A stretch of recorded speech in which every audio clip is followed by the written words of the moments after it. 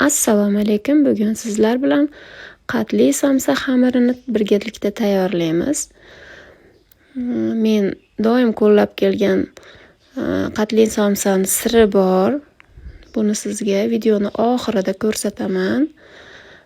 Ko'ring va kuzating. Foydali bo'lgan bo'lsa like bosib, menga obuna bo'ling.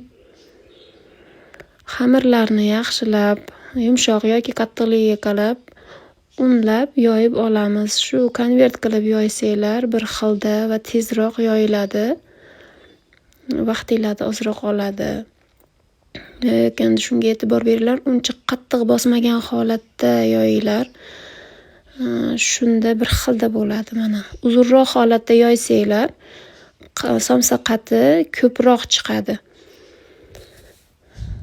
Yaxshilab yog'lab, bir xilda qilib hamma yog'iga qayerigadir ko'proq, qayerigadir ozroq qilib yog' surmanglar, bir xilda qilib yog'lab. Keyin rulet qilib o'rashni boshlaymiz. Mana biz yog'lab oldik. Bir xilda qilib endi o'rashni boshlaymiz. Shu birinchi o'rayotganda sabr bilan ingichka o'ramni boshlasanglar, samsani o'rtasi juda ham chiroyli chiqadi. Mana sizlarga aytgan sirim, ko'pchilikda samsani rulet qilib o'rayotganda o'rtasi qalin, chekkasi yupqa bo'lib qoladi, ingichka bo'lib qoladi. Shu men qilayotgan texnikada o'rasanglar, o'rtasi ham, chekkasi ham bir xilda chiqadi va o'rami ko'pgina chiqadi. Samsani qati ham juda ham zo'r chiqadi.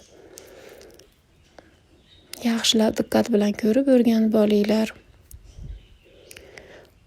Foydali bo'lgan bo'lsa, kommentariyaga foydali so'zini yozib keting. Mana ko'rib turganingizdek bir xilda chiqadi.